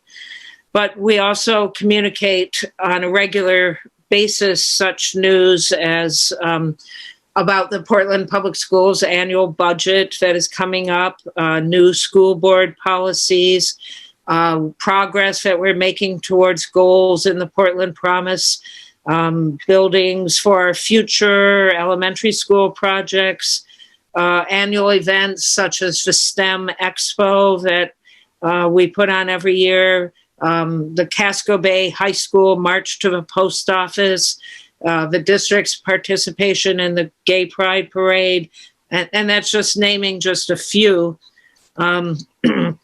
We also inform the public about all the initiatives, achievements, projects, and events going on in our 18 schools. And our publicity typically takes the form of press releases and postings on our website and social media site. But we also do things like arrange press conferences and interviews. We write talking points for people being interviewed. We help with op-ed pieces, informational sheets, school newsletter articles, videos for TV 3 and social media. Let me see. We also try to reach a varied audience and place a wide variety of stories about the districts, including things about staff awards, human interest stories, photo opportunities. We just had some nice coverage of the brave and intrepid Reiki school teachers who went on a polar dip yesterday at East End Beach to show students how you can do brave things even when you're afraid. And I would have been very afraid, but they went in and we had some great coverage from TV and the Bangor Daily News on that. Another kind of coverage you might have seen recently is our outstanding outdoor learning program led by our outdoor learning coordinator, Brooke Teller, has made a lot of national news. It's been in the New York Times, on NBC News, U.S. News and World Report, and even AccuWeather did a story recently because our program's still persevering even when it's cold outside. We also produce various communication pieces for the district. We assist the superintendent with his monthly column in the Forecaster. We help with formulating letters to staff and students and parents. We assist the school board chair every year in crafting the annual State of the Schools report and the annual budget message. And sometimes we assist with communications beyond the community, such as by writing to state lawmakers about pending legislation that the district takes a position on. And we, of course, do daily things, postings of meetings, and also, today the district's having its first remote learning day due to inclement weather. So we posted that information on the website and on social media. We currently are undertaking as a communications team, an intensive review of the district website with the aim of designing a new website that better promotes our brand, the Portland Public Schools brand, and is more accessible to families and students, staff, and the community. And I'll just add that also the TV3 manager recruits and trains volunteers for filming sports events, which, in a non-COVID year is a big thing. And he manages and orders all the equipment and keeps the district current on such documentation as software licensing and broadcasting agreements. And he's a resource for district staff on audio-visual questions and problems. Thank you, Tess. Thank you. And for that work, we have communications coordinator working half-time and TV3 manager for 0.6. And recently, could you move the next slide, Maureen? Recently, we conducted a survey, and this is not out yet, so it's just pulled this way. And so 1 is poor, and then 7 is the highest score. And the question here is if the district keeps me informed and engaged. And so so that's the the sentiment of most of the people are thinking that we are in the 6 and 7 range of doing well. And with that, I'll turn it over to you guys, back to you, Javier, and the new board members for questions. Sorry it took us long. Thank God Barb was short. I know. Thank you, Barb. Okay. Any questions for Grace and her amazing team? I have a couple questions. First, I just want to say thank you for all of, your work and just the presentation about your department's so helpful. And of course, I have Tessa's on my mind from just sharing, but I wanted to say all the things that, like TV3 and the things that I didn't know about, I've heard a little bit, but just exciting to hear different ways that I can learn that and just the work that you do, Tess. Is your job really not a full-time position? Yeah, it's less than full time. Yes. Yeah, when I saw that, I was like, all the things you just mentioned, I couldn't believe it. And then I just wanted to say about Parent U. I wrote to Nanette that I saw the back of my head in one of the pictures. I was like, I love that. Was a great Parent U talk. So happy to see some of, and that you reminded us that we can find those that we didn't catch. I didn't realize that either. And excited about the upcoming March ones. So just wanted to, share my excitement about things that I didn't know that I can learn more about. So the couple questions I had were about way back with Maureen and Grace's piece with interpretation.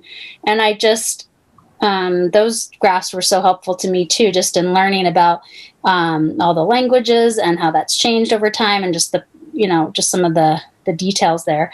I just was wondering, Grace, when you were mentioning, I think in one of the graphs about the ratio of FTE to the, number of families, speaking the language, like, is there an ideal for that? Like when you were saying the hundreds versus the FTE, how do you, does it depend? Is there a standard for that, or what's an ideal number to have for? I think for me, I have Maureen answer this question because it's an important thing for us. But I wanted to say that it's hard to do the ideal number because families also shift in terms of they also, the longer that they stay, the less here they learn English and the less that they need you because they are now connected, right? So it really depends on who is new. And currently what we're seeing is the numbers are increasing in the Lingala, among Lingala speakers. And they're the newcomers right now. So there seems like there is a big need on that one. And I only have 0.5 for that person. And we also, It's also, there are also a lot of needs that are dependent on what's going on with with families, that that in terms of access to services. And there are groups of people who have difficulty with that because of their status, and so they can't access the services, so they go to us and help find connection for those services for them. So it really depends. So it's hard to say. What do you think, Maureen? So I would say two things. So if you're looking at a case management model, the data would tell you around 75 families per staff member. And I want to say that my staff, the parent community specialists, are not the only language support staff in the district. We do have some ed techs in schools that support students and families. So it's not a full picture of that piece.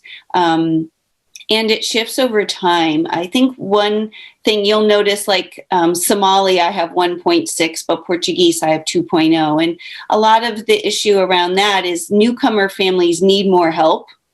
They have more needs because they're new and they don't know as much. The Somali families over time, we still have a lot that need some language support, but if you go to things, you'll see the Somali families know to come. They know how to participate. They know the value of being part of the picture because they've been here long enough that they have that. And their numbers, we have a lot of Somalis in our schools still.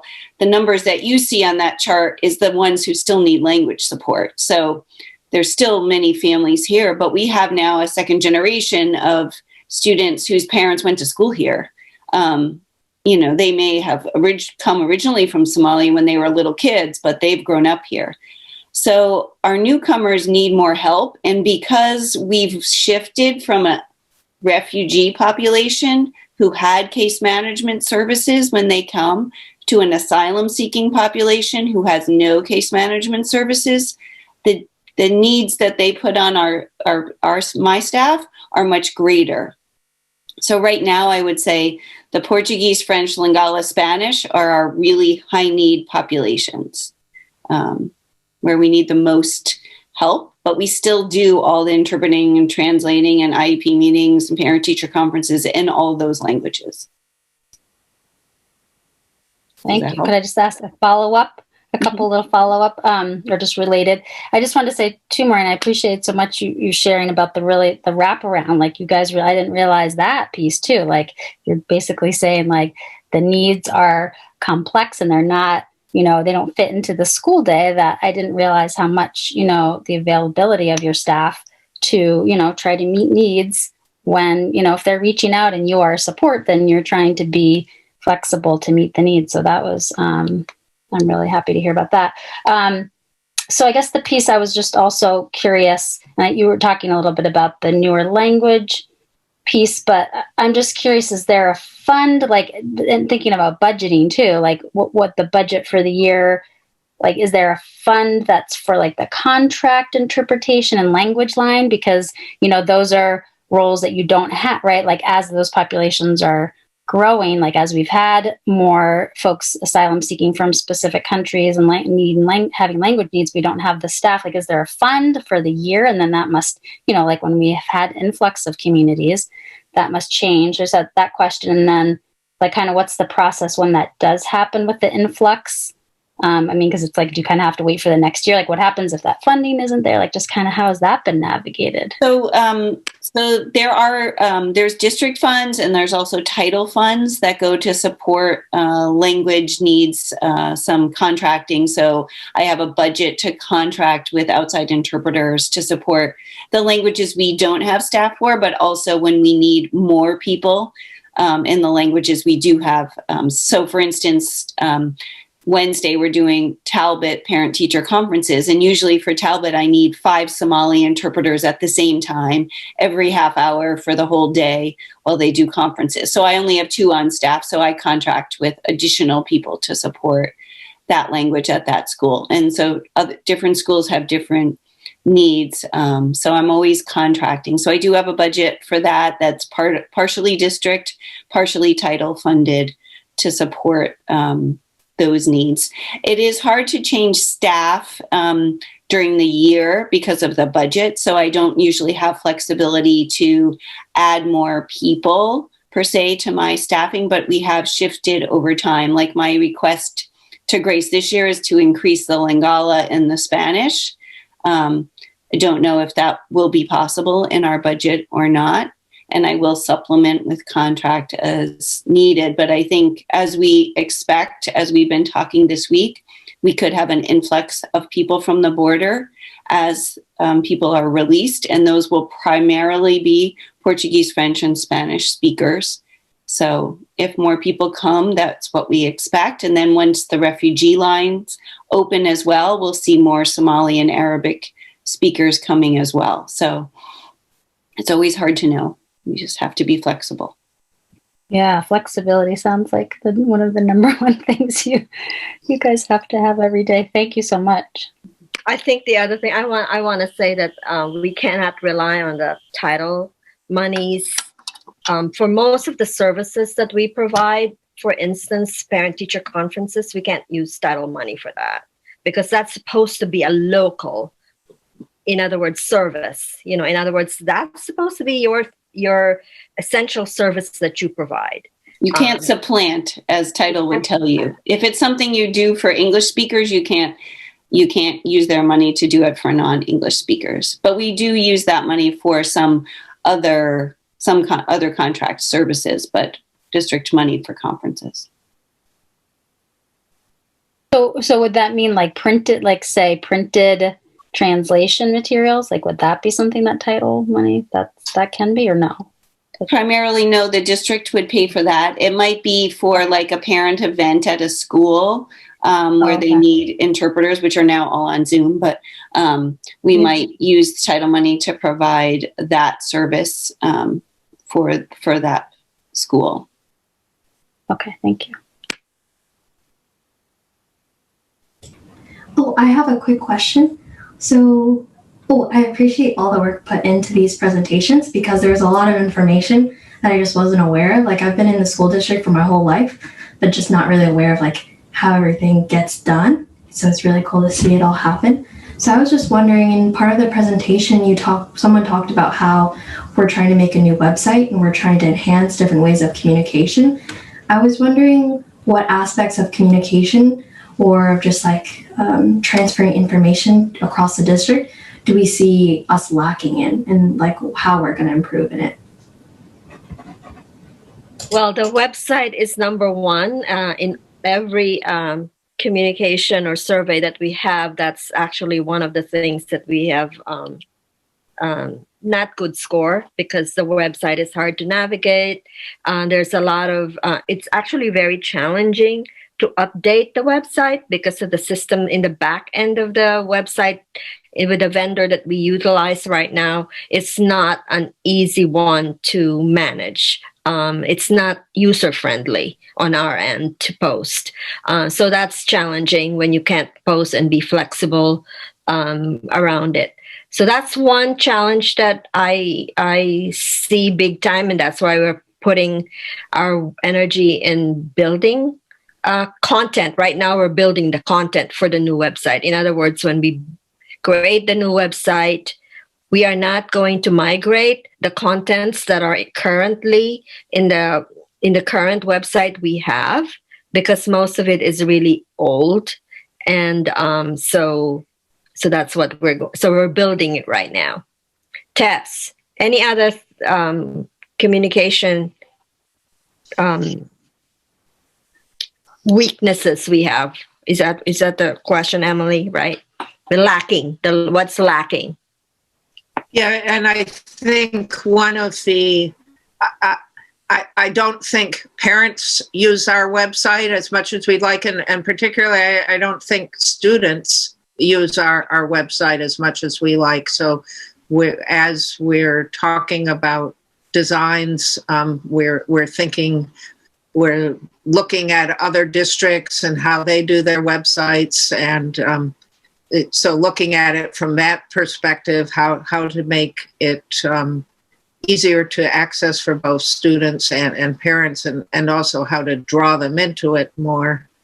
And yeah, what Grace mentioned about posting, it's just so difficult.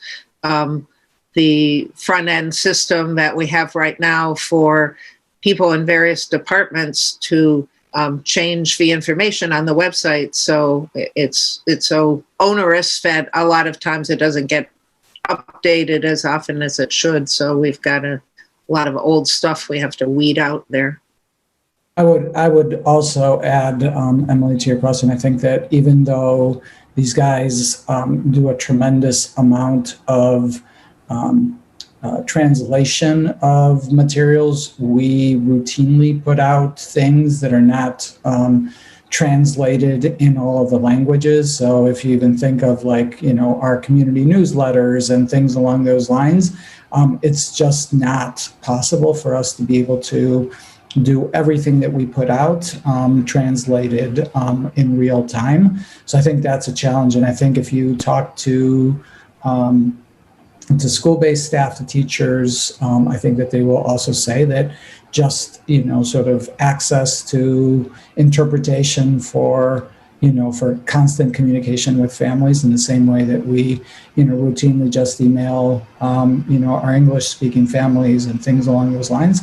We've made tremendous strides this past year with, the implementation of talking points and things along those lines, but it's not, in the language line. I mean, those are all huge, sort of steps forward, but, that is still something that we're not able to reach everyone equally. So when you think about that from what we aspire to be from an equity perspective, we're nowhere near that. And I will say, as somebody who, I worked in, Chicago Public Schools, I worked in Portland, Oregon, both very large districts with significant resources, that those were challenges there as well. So it's just incredibly difficult to have sort of real-time communication that is in the variety of languages that that are represented. So I think that will always be a challenge for us, in the future. And in a crisis communication mode, when we want to turn around information quickly, we cannot turn around the translation at the same time when we put it out. I think that's our biggest challenge, is we can't do it at the same time. Now, the website that we, if we are we're asking in our RFP, an important element in choosing the website provider is their capacity and ability and sort of like, I wouldn't say accuracy, but close to accurate translation of the content of the website. So that's one way that we want to make sure that that's built in. That was really helpful to understand. Thank you.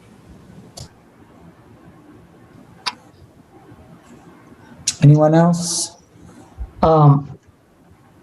I would like to share with my appreciation of the deep commitment that you guys doing and for the well-being of our students and creating this a huge inclusive.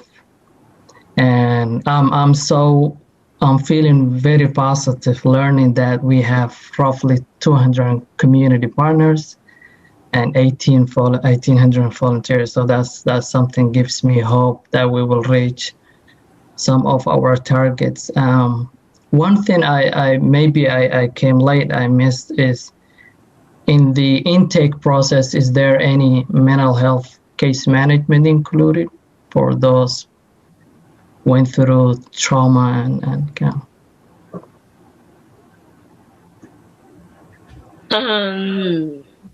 This is actually something that is in my ask, Javier, is to have a social worker dedicated at Multilingual, because we're seeing that need So thank you for that prompt.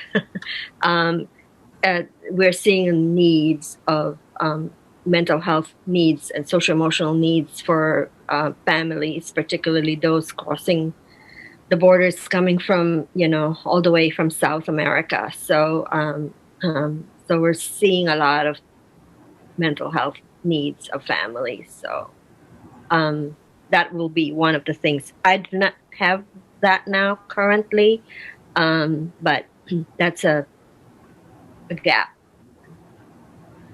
But when we find something, by the way, so the team, Jen and Maureen. So when we find something anyway, so we are observing families. By the way, the intake process takes at least an hour per child, right?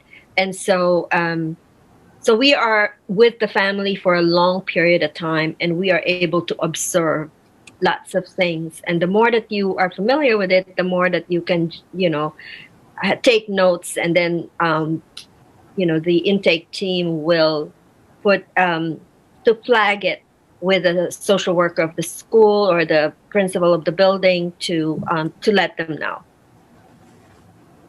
Jan, you have to add some. Do you want to add something on that one?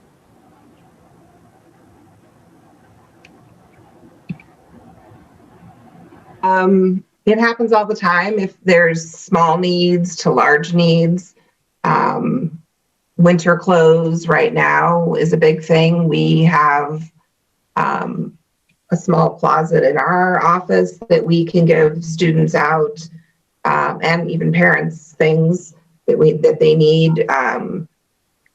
When families are in trauma or in crisis, we will refer directly to social workers. We alert the needed staff. We can send outreach to community partners to get services. We work closely with the family shelter so we can alert them. Just like what Grace said, since we're with the families for a pretty large amount of time, we observe things, and if we need to, we get them the services that they need, at least point them in the right direction. And it would be helpful to have someone on staff that could hop right in at a minute's notice to sort of take over and work with the family. And I'll just add that we do have Chris Reiger, if all of you know Chris from the district, and one of the social workers has joined my staff in our weekly staff meetings just to better connect those services, because a lot of times my staff, because they have the language skills, they work very closely with the social workers and do a lot of the follow-up on those needs. But I think helping to educate and inform and better connect with our social work staff across the district will better serve our families. Were you still talking, Yusuf? I had a quick follow-up, but I didn't want to interrupt you. No, that was it. Thank you. That was your question. I'm so glad you asked that, Yusuf, because I just wanted to give one more opportunity, if this is okay. I mean, you've got two social workers on the school board, Yusuf and I know you don't have to convince us that that is an important need. Like when Grace said that, I was like, oh my gosh, having that mental health person as part of that process. But could anybody share, like for me to share with the rest of our board members, like what that would mean, like to have that dedicated role? I think that would be helpful to just, be able to share what you think, because I'm hearing you referring, but of course, as a social worker myself, I know that's not an easy to get somebody in, there's that whole process, not an immediate person that can like see these families. And so I would just love to hear what you think having that position would mean, in your day to day doing this work. I don't want to get too far down that road. That is definitely, as Grace mentioned, that is one of the things that is on our list of potential budget asks. And, I know that Emily shared with you yesterday some of the, sort of the different areas. And so under the label of centering equity, increasing our social work our social work presence in the district, not just in multilingual, but, across the district is a part of that. So you will definitely see that at some point.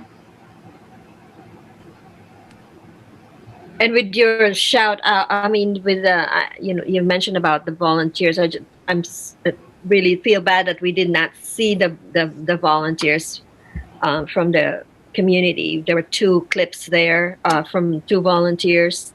One of the things that we find is that the volunteers are so happy to assist us, and they don't see it as work for them, or that we're asking too much. It's more of like, I am learning myself, and that being in your presence or supporting these students and families enrich my life. That's the message that we keep hearing from volunteers.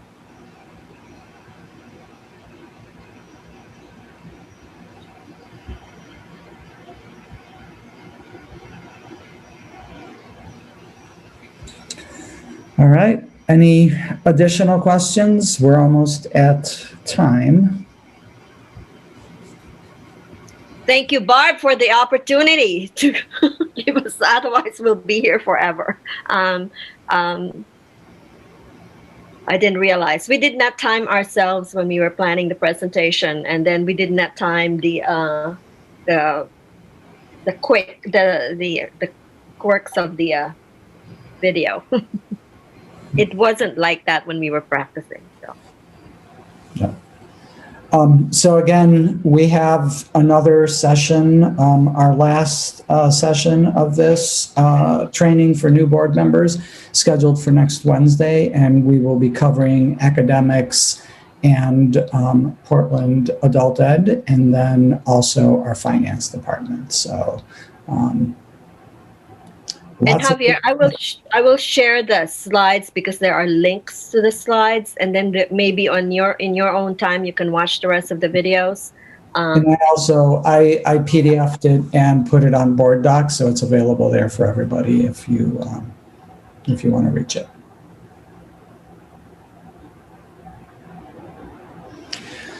Thank you, Barb. Thank you, Grace. Thank you, Grace's team. You guys are amazing. And, I know this is, it's even helpful for me, having been here for 5 years, to just sort of take inventory and take stock on everything that you guys do. And it really is, we have an amazing team that does amazing work. And so thank you guys for all of the work that went into preparing this, but more importantly, all of the work that you do day in and day out. So, Grace, can you give me a call after this? Thank you. Yeah. Always great. Welcome to our world. Thanks so much for your service. Thank you very much. Yeah, thank you all. No, thank you all for taking the time. This is amazing. Thank you. Thank you, Jeff. Thank you, Yusuf and Aura. And Emily. Oh, Emily. And Emily. Oh, and I didn't tell you. Hi, Emily. You're still there. Yes. Thank you all. Thank you. Thank you.